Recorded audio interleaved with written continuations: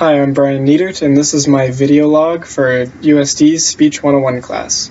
So to answer question 1, I think the biggest purpose of this project was probably to teach us how to give, research, and support an informative speech with a mature and eloquent PowerPoint presentation.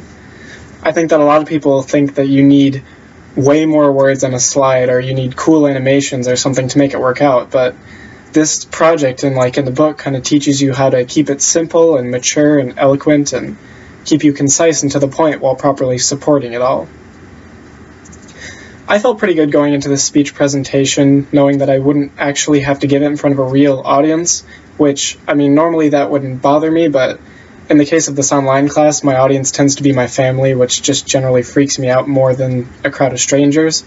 So I mean, I thought it was all pretty good. I was a little bit confused on how to give a proper bibliography because we're using APA instead of AMA, which isn't too big of a difference, but it was enough to kind of trip me up in the beginning, and now that I got it figured out, it's all good. I really didn't experience any speaker anxiety at all. Same reason, I just wasn't in front of anybody I knew. So I don't really think there's any way to reduce my speaker anxiety because it wasn't really there.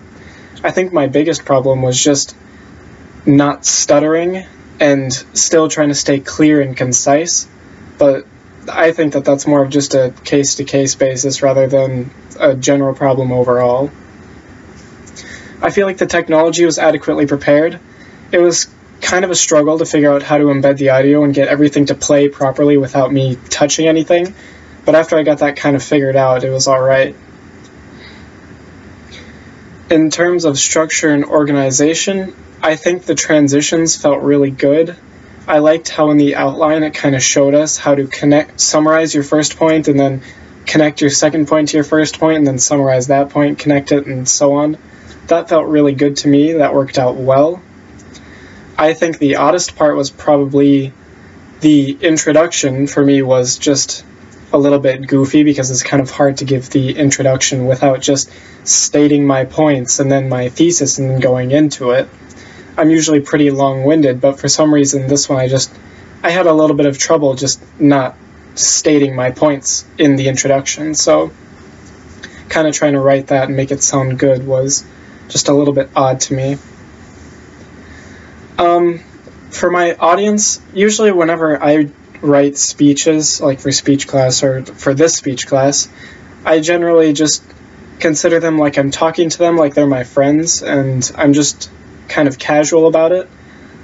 I like to speak conversationally and casually whenever I'm giving speeches, so my audience is just, even though I pretend they don't exist when I'm giving the speech, I still just like to talk to them like they're my friends, and like I'm just trying to kind of explain something to them on a one-to-one basis.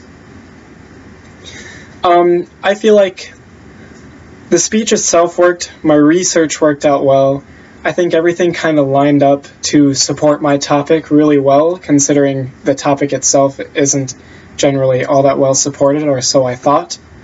What probably didn't work was the fact that it was something like 8 minutes long after I got it all finished, which was ridiculously and wildly over time, so next time I can definitely work on probably being a little bit shorter and more concise with my points, but I think other than being really long and having to record it a couple of times and cut it down and still having it be over time, I felt like everything went out pretty well.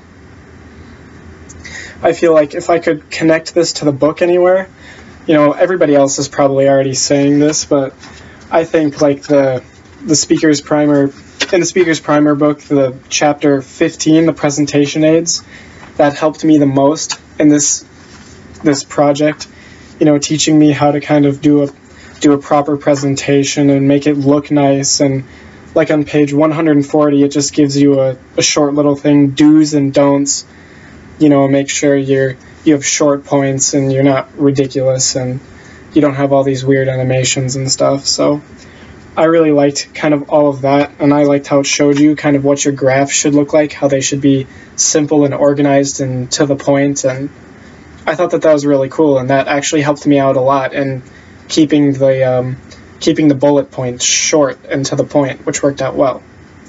So this is my video log, my reflective video log for the informative speech for USD Speech 101 class. Thank you.